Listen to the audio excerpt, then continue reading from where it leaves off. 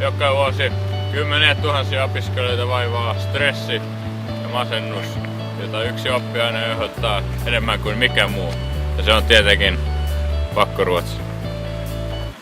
Nyt menemme haastelemaan porilaisia. Onko Ruotsista mitään hyötyä Porissa? Mitä ongelmia pakkoruotsi on aiheuttanut sinulle? No, tätä lukiota minä olen nyt käynyt 4 vuotta, että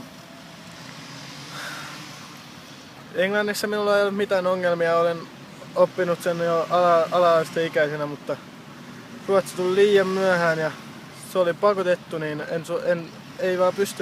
en suostunut opiskelemaan sitä. Ja siinä sitten kävi niin, että olen nyt 4 vuotta lukiossa ja kaverit on valmistunut ja eikä enää yksin, kun kavereita ei enää ole ja niin ei enää ole pystynyt oppimaan.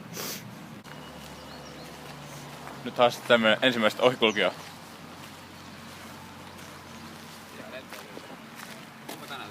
Ursäkta, värän jakvän stadion. Vittu isäni ei ollut suoraan sen takia, että sä puhuu ruotsia täällä. 6-1 vitus vedupelle. Kuten useat haastattelumme ovat osoittaneet, Porissa ei ole mitään hyötyä pakkoruotsista.